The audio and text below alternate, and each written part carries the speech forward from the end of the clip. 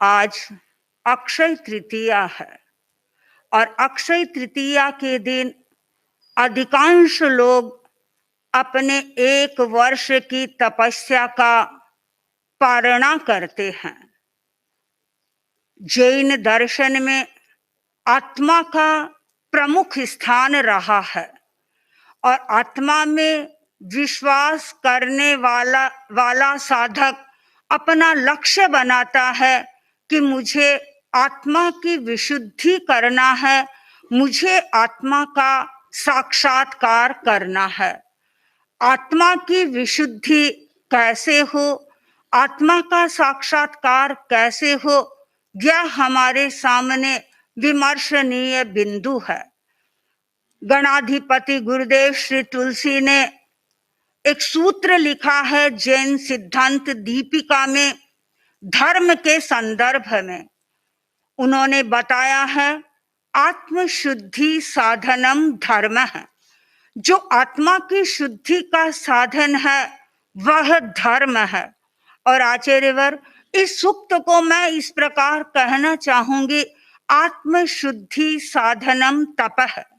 आत्मा की शुद्धि का साधन है तपस्या। पूरी भारतीय परंपरा में तपस्या का महत्व रहा है। वैदिक ऋषियों ने तपस्या की है। वैदिक मनीषियों ने तपस्या को एक अपरिहार्य अंग के रूप में स्वीकार किया है। महात्मा बुद्ध अपनी साधना के प्रथम चरण में उग्र तपस्वी थे, लेकिन बाद में उन्हें ऐसा लगा मुझे सफलता नहीं मिल रही है।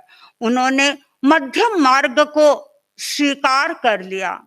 जैन परंपरा में तपस्या का प्रमुख स्थान रहा है। हम आगमों का अध्ययन करते हैं। आगमों में हमें स्थान स्थान पर तपस्या के संदर्भ में विवरण मिलता है।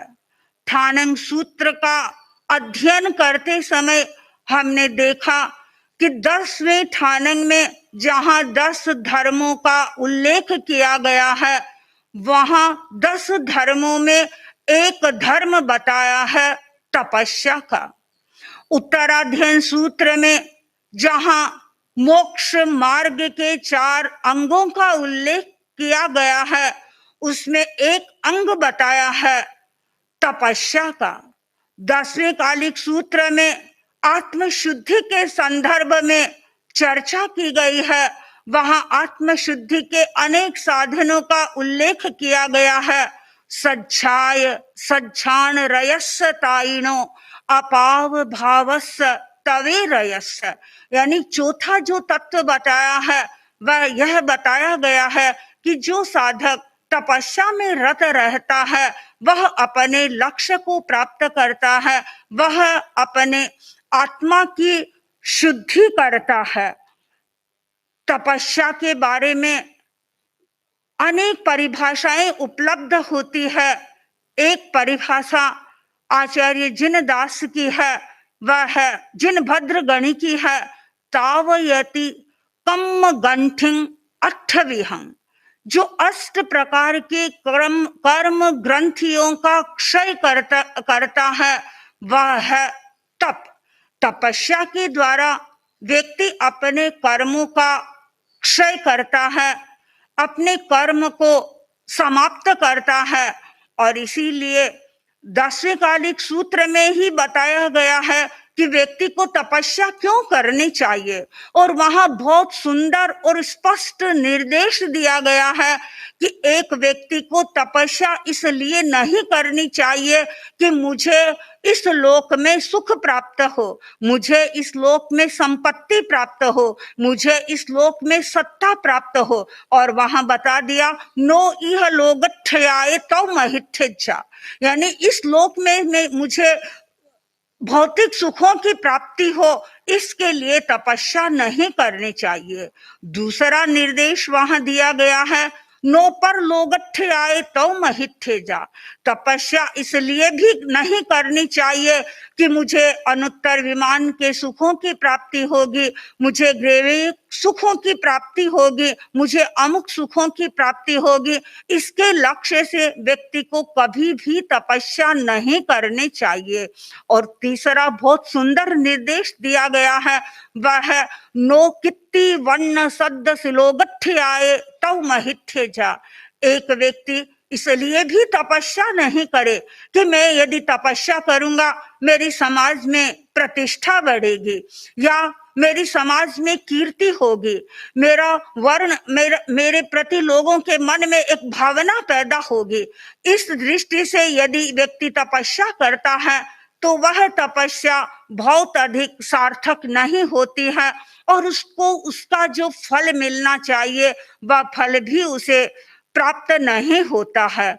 और अंत में उन्होंने यथार्थता का चित्रण कर दिया, यह बता दिया कि क्यों तपस्या करनी चाहिए। स्पष्ट सूत्र की ओर संकेत कर दिया, नन्नत्थ निज्जरत्थ आए।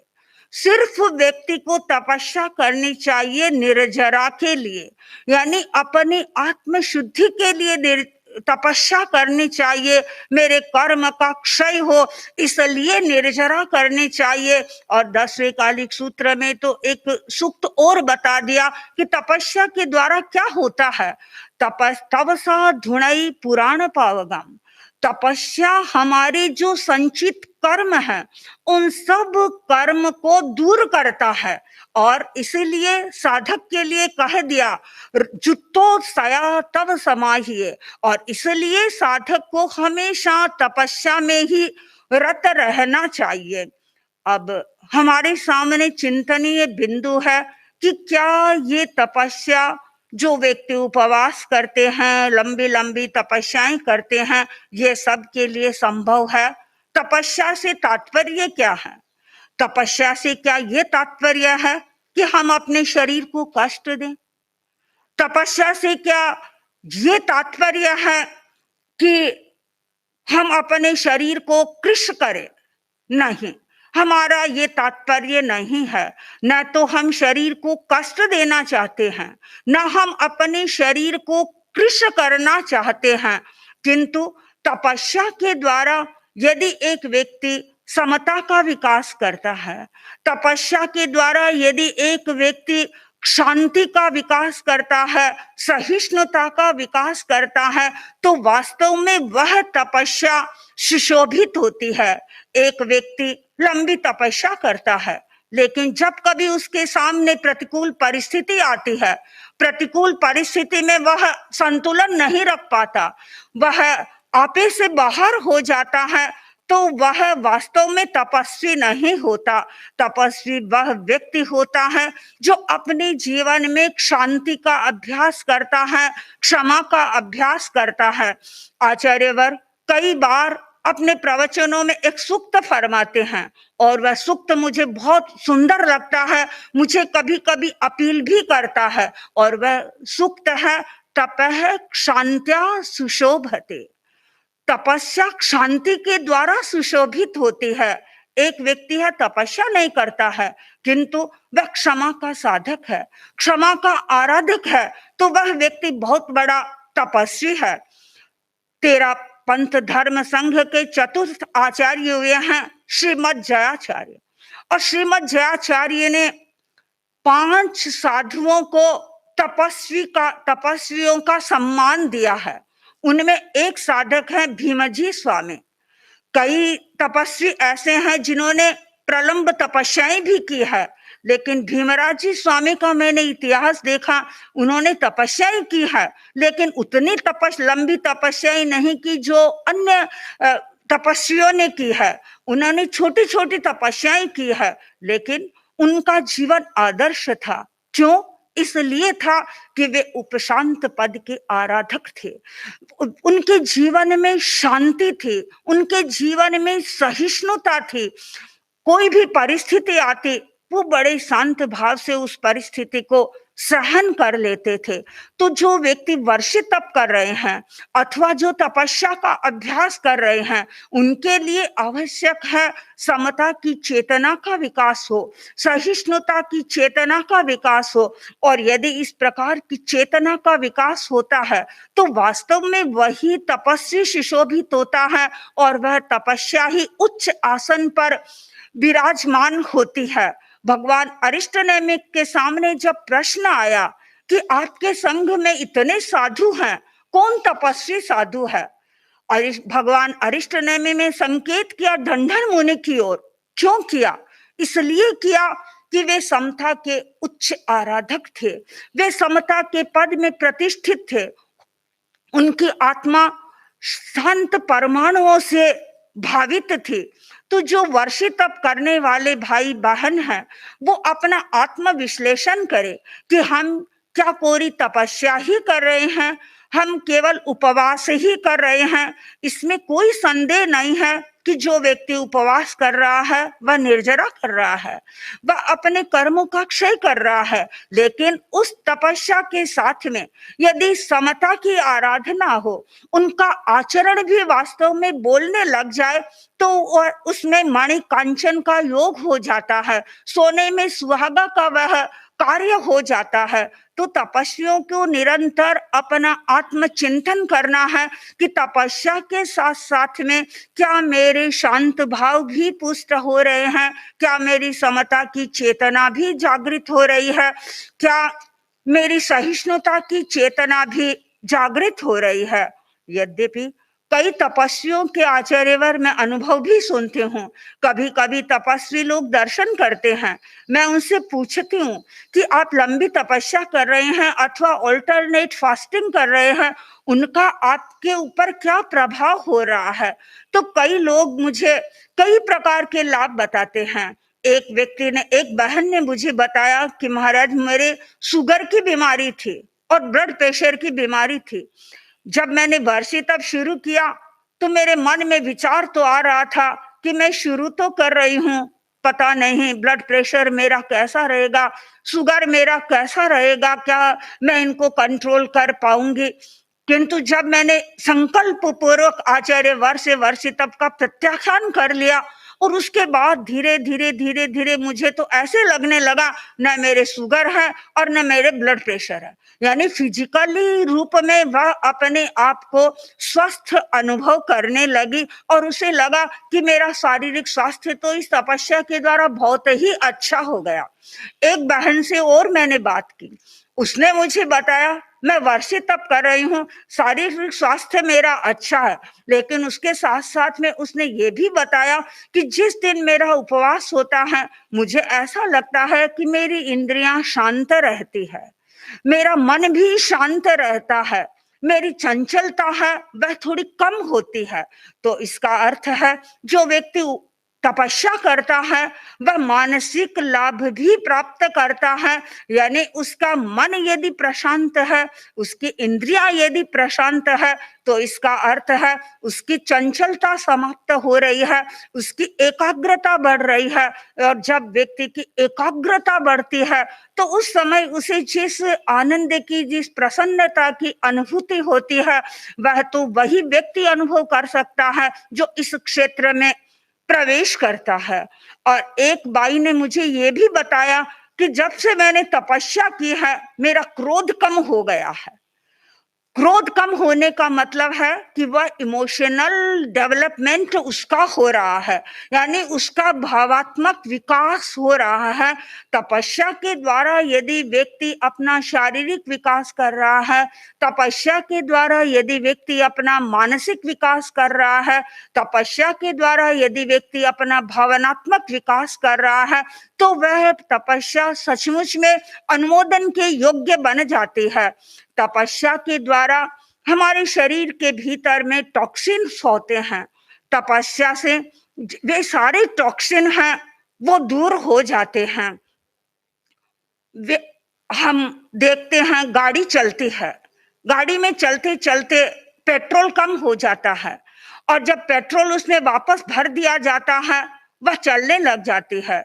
और मुझे भी ऐसा ही लगता है, तपस्या के द्वारा व्यक्ति ऊर्जा को प्राप्त करता है। बाहरी ऊर्जा है वह हमें जनरेटर के माध्यम से मिलती है। आप लोग देखते होंगे कभी कभी लाइट चली जाती है और जब लाइट गुल होती है तो तुरंत जनरेटर काम आता है, जनरेटर ऊर्जा को क्रिएट कर देता है। तो बाह्य जगत में विद्युत को क्रिएट करने का काम जनरेटर करता है, लेकिन हमारे भीतर में जो विद्युत है उस विद्युत को कौन जनरेटर कर सकता है, कौन उसका उत्पादक बन सकता है? उस विद्युत को उत्पादन करने वाला यदि कोई साधन है तो वह है तपस्या। तपस्या के द्वारा व्यक्ति अपने भीतर की जो ऊर्जा है उस ऊर्जा को वह जागृत करता है, उस शक्ति को वह जागृत करता है। कई बार हम कहते हैं इस अमुक व्यक्ति की चेहरे पर कांति दिखाई दे रही है, हम अनुभव कर रहे हैं कि आचार्य वर्ग के पास में जो लोग आते हैं वो आचार्य वर्ग से आकर्षित होते हैं। क्यों आकर्षित होते हैं? क्या आचार्य वर्ग के बाह्य व्यक्तित्व को देखकर आकर्षित होते हैं? क्या आचार्य वर्ग के शारीरिक व्यक्तित्व को देख करके वे आकर्षित होते हैं, या गौर वर्ण को देख करके आकर्षित होते हैं? नहीं, न वे शारीरिक व्यक्तित्व को देखकर आकर्षित होते हैं, न वे गौर वर्ण को देख करके आकर्षित होते हैं। आचार्य वर्ग के व्यक्तित्व से वे आकर्षित इसलिए होते हैं कि आचार्य वर्ग के भीतर आंतरिक ऊर्जा है और वह ऊर्जा, उस ऊर्जा का ग्लो आचार्य वर्ग के आउटर पर्सनैलिटी पर पड़ रहा है और उसके कारण आचार्य वर्ग का व्यक्तित्व तेजस्वी दिखाई दे रहा है। इस तेजस्विता का हेतु बनता है आंतरिक ऊर्जा, और तपस्या के द्वारा यह आंतरिक ऊर्जा व्यक्ति को प्राप्त होती है। हम अपनी आंतरिक ऊर्जा को जागृत करें, आचार्यवर हमारे भीतर भी ऐसी शक्ति संप्रेषित करें कि तपस्या के माध्यम से हम अपनी आंतरिक ऊर्जा को जागृत करें और उस ऊर्जा को जागृत करके अपने लक्षित मंजिल यानी हमारा जो साधन है आत्म साक्षात्कार करना, आत्मा को प्राप्त करना, हम उस आत्मा को प्राप्त कर सकें, आत्मा का साक्षात्कार कर सके। ओम।